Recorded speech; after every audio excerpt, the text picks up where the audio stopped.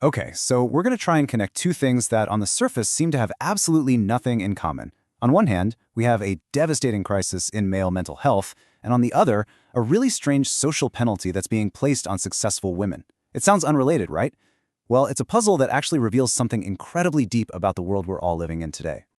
And the puzzle really starts with this central mystery, what experts call the gender paradox of suicide. Get this, men are dying by suicide at these staggering rates, but it's women who report more suicidal thoughts and actually make more attempts. It just doesn't seem to add up. So, what is really going on here?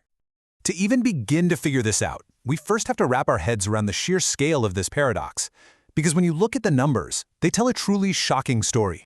Look at this number, 76%.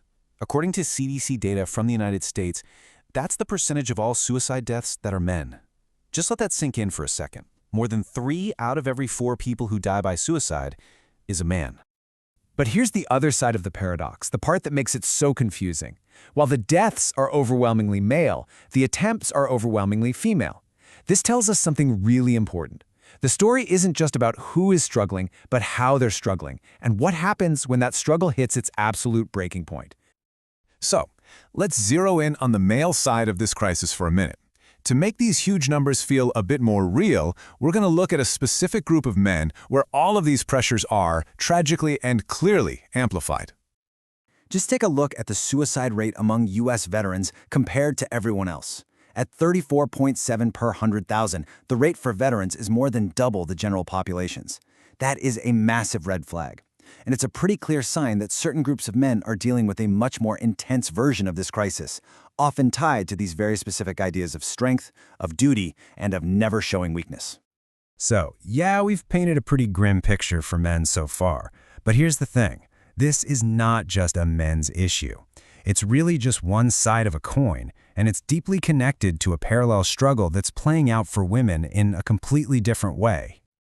And that brings us to our second mystery, a phenomenon you could call the paradox of success. It's maybe most visible in modern China, but you can see echoes of it happening all over the world. This term Shangnu, or leftover woman, is so important to understand. You have to realize it is not a neutral descriptive term, it's a label, and it is absolutely loaded with social judgment, and it's aimed specifically at women who've done everything they were told to do. They got a great education, they have a successful career, but they haven't gotten married by a certain age. And listen to this quote. It was taken from a parent at one of those marriage markets where parents try to find spouses for their kids. You can just feel the pressure in those words. It's this mix of anxiety and judgment, and it just reveals this deep-seated belief that for a woman, the clock is ticking, and it doesn't matter what she's accomplished in her career. And here is the absolute core of this paradox. In a traditional sense, the very things that make a man more desirable, getting older, gaining status, making more money, those can actually become liabilities for a woman. Her success isn't always seen as an asset. Instead, it can make her seem too picky or intimidating, all while her value is still being tied to things like youth. So, we have two totally separate crises. Men dying by suicide and successful women being penalized and left behind. How on earth could they be connected? Well, it turns out they're not just connected, they grow from the exact same root. The connection is this massive collision right here. You have this old traditional script, men provide, women nurture, and it is just smashing head-on into our modern reality, where women are just as educated, just as ambitious, and just as successful. And this clash doesn't just create a little bit of friction, it's creating these two huge, seemingly separate crises. For men, that old script shoves them into what some people call the man box, and the pressure in there is just crushing. He's supposed to be the financial rock, the leader, the strong one who never, ever breaks. And if his partner out-earns him, for many that feels like a personal failure, a loss of identity. It's a role so rigid it leaves zero room for vulnerability, and that can have absolutely fatal consequences.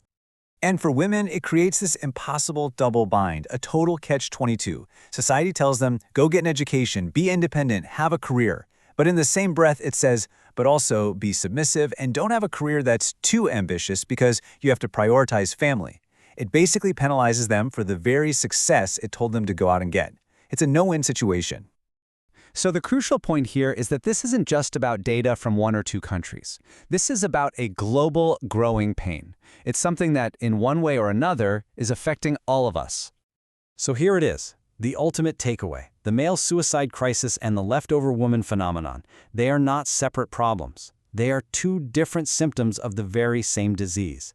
A set of outdated, rigid gender roles that are failing both men and women because they just don't fit our modern, complex world anymore.